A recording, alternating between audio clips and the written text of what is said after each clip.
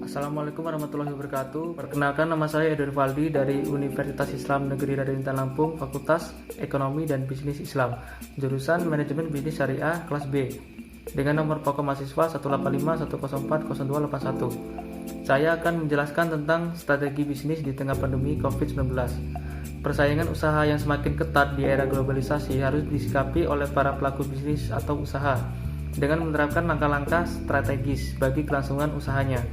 Munculnya pandemi COVID-19 yang melanda hampir di seluruh dunia mengakibatkan sendi-sendi kehidupan seperti pendidikan dan perekonomian mengalami kelumpuhan yang berakibat sekolah-sekolah ditutup serta perusahaan-perusahaan banyak yang mengurangi aktivitas produksi dan bahkan tidak sedikit yang melakukan pemutusan hubungan kerja atau PHK.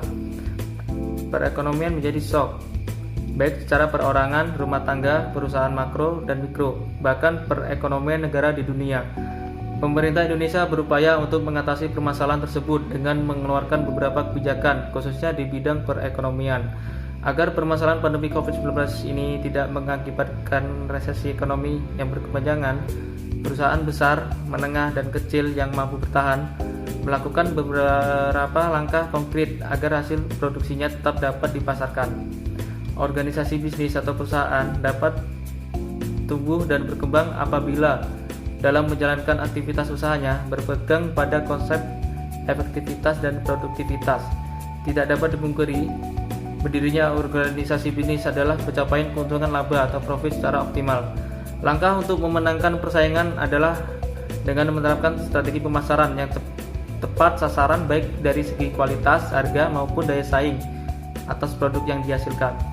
Strategi bisnis yang tepat untuk memasarkan produk di masa pandemi COVID-19 ini adalah melalui media elektronik atau media sosial seperti Instagram, FB, WA, dan lain-lain, di mana antara produsen dan konsumen tidak bertemu langsung pada suatu tempat, tetapi memiliki jangkauan pemasaran yang sangat luas. Dari penelitian empiris yang dilakukan oleh Bastian tahun 2015, dapat disimpulkan bahwa memanfaatkan teknologi informasi melalui sosial media merupakan strategi yang tepat untuk memasarkan hasil produksi tanpa batas dengan tetap memperhatikan neraca keuangan perusahaan. Dunia bisnis di era globalisasi, pemasaran produk baik barang maupun jasa dapat memanfaatkan kemajuan teknologi informasi. Media sosial merupakan produk dari teknologi informasi memberikan manfaat optimal bagi pelaku usaha. Dengan media sosial, pelaku usaha dapat memaparkan spesifikasi produk, kualitas, dan harga, sehingga konsumen dapat leluasa memiliki barang yang dibutuhkan sesuai dengan kemampuannya. Para pakar menyetujui bahwa dengan adanya media sosial sebagai salah satu media untuk memasarkan hasil produksi, telah memberikan pengetahuan kepada para konsumen berkaitan dengan spesifikasi produk yang akan mereka beli.